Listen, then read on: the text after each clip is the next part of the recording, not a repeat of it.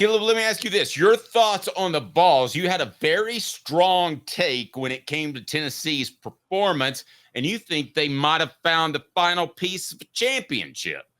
That's pretty strong. Would you like to defend yourself? Because that is what age?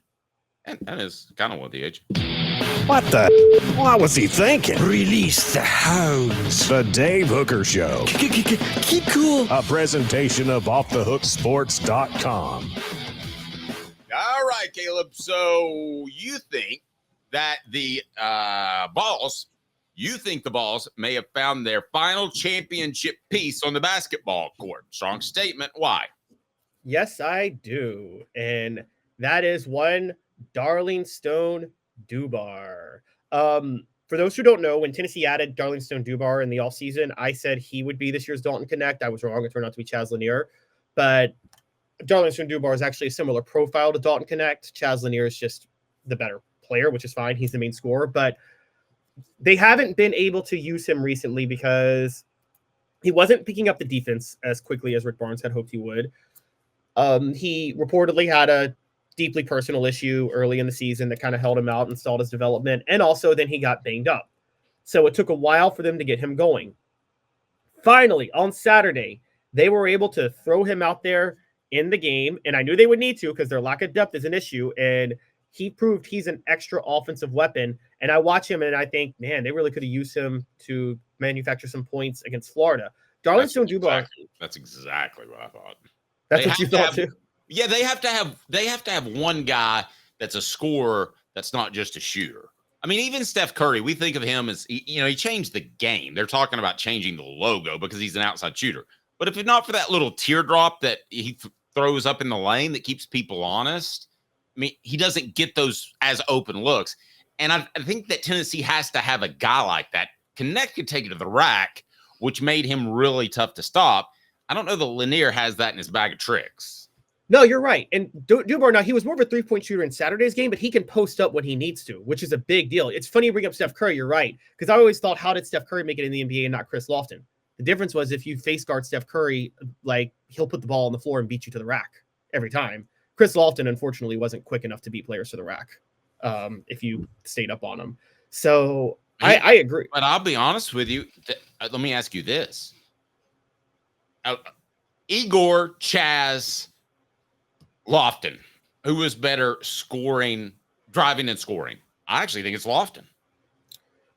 I think Chaz is better driving and scoring than Lofton. But the fact that it's debatable and one was like 6'2", I mean, you got to remember though, Lofton had 1 year where he was able to drive to the basket, and it was his junior year. But that was because nobody had learned how to play him because he never really did drive to the basket, and then teams kind of started to figure it out, and they're like, okay, if you give him just enough space and guard him to enforce him to his left, he's going to struggle a little bit. And that was always an issue with Lofton.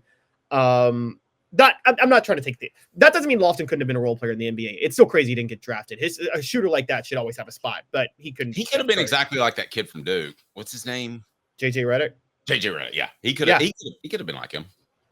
I agree. And that's where the NBA overvalued size at that time. He would have made it if it was today's NBA. But to the point of Darlinstone, look, he played 17 minutes. He had 12 points, 6 rebounds, was 3 of 5 from 3. He really stretched the floor. And this is, he gives 2 elements, Dave.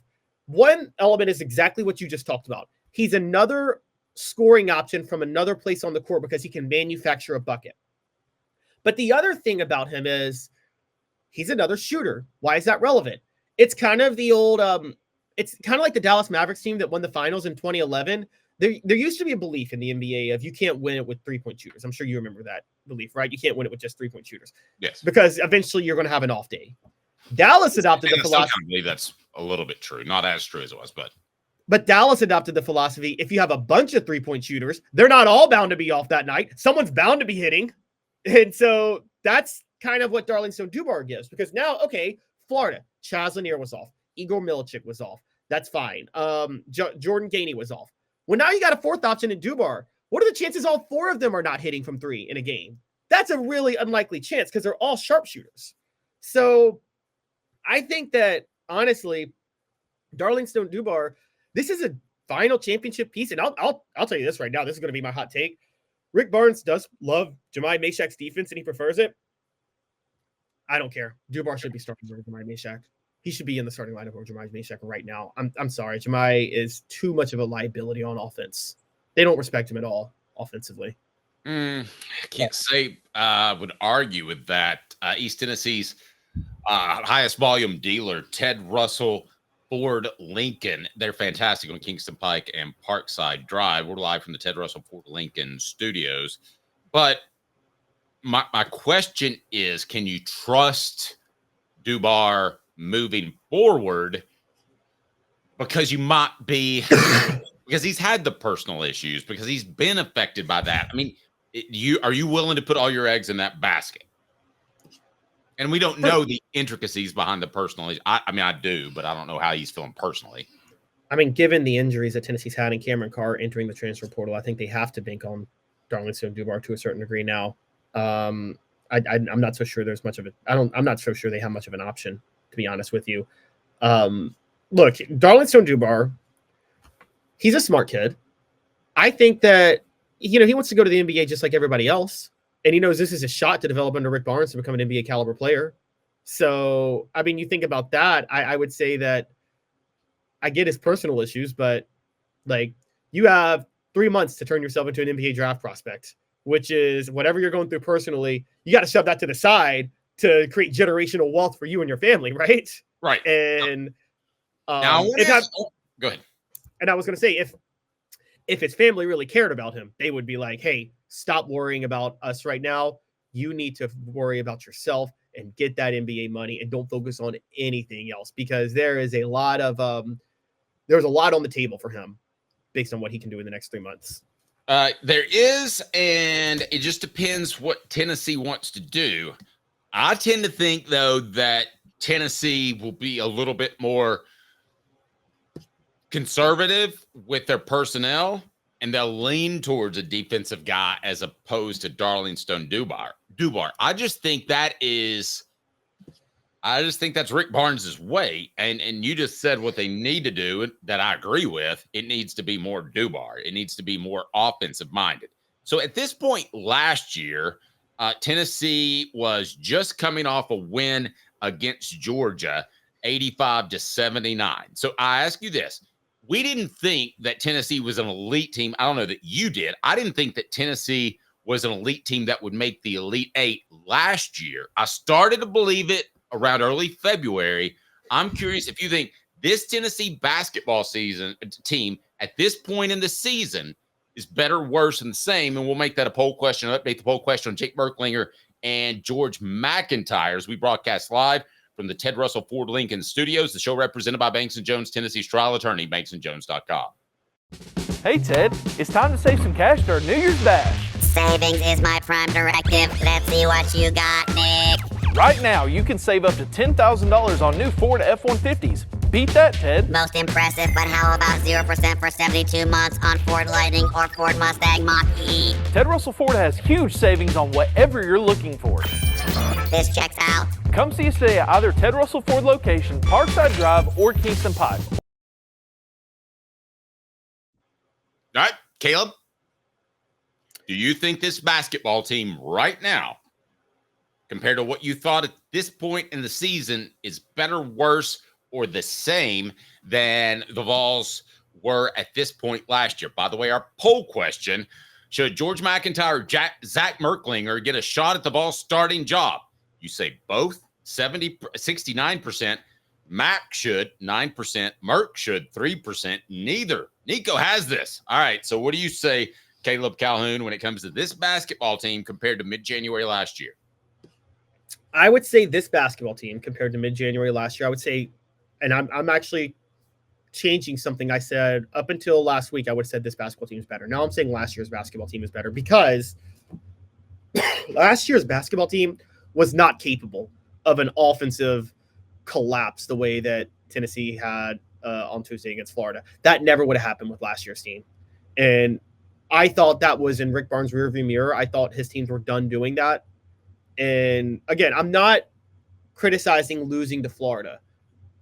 That was a top 10 team on the road that was that barely lost their first game at Kentucky. That's a loss you expect them to have. Losing that way, though, with how bad their offense is, or how bad their offense was, that's the red flag to me. And it still is the red flag because being capable of those offensive droughts, again, I thought was a thing of the past with Rick Barnes. And the fact that it's returned now fuels your point of Tennessee doesn't have the Dalton Connect who can manufacture points. Now, this team still could be better with the addition of Darlinstone Dubar because now, while they don't have like one player to go to who can manufacture points, and I've kind of accepted that because Chaz Lanier can't do it the way I thought, they have Darlinstone Dubar adds another scoring option for them, meaning it's less likely they go through these offensive droughts or they have another game like this because there's too many options. Someone's got to hit at some point. And so, but until I can be confirmed of that, I need to see them, put it this way, I don't need to see them go win 10 straight games.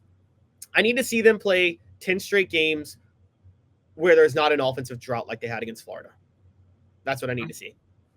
Yep. I can agree with that. You just can't have that sort of drop off. And really, is Dubar, I mean, there's two. I like to say there's a most valuable player on a team and there's a most important player. And I'm going to describe the difference.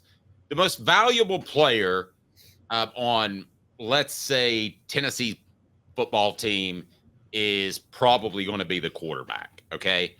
But maybe the most important player that could shift things if he's there or not, we could argue would be Cooper Mays, right? X Factor, I guess is the way to say it. X Factor is a good way to say it. Okay, so is Darlinstone Dubar no doubt the X Factor? I think at this point he is. If he is an offensive threat the way he's capable of being, then it's a totally different game. Your best example of that, I guess the best way to say it is Michael Jordan was the most valuable player on the Bulls, but the X Factor was Scottie Pippen guarding Magic Johnson in that first finals, wasn't it? And like, even though Michael Jordan was the finals MVP, like they won because Scottie Pippen took Magic Johnson out of the game pretty much, or out of the series. And yeah, so it's kind of like that. I'm with you. And I think Dubar's the X Factor. Chaz Lanier is the best player. He's the most valuable player. This team will go as Darlinstone Dubar goes.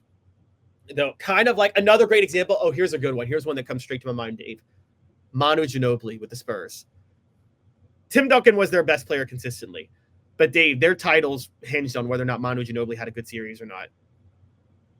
It's actually a scary good comparison. Sometimes I hate when you make comparisons because that one's really, really good.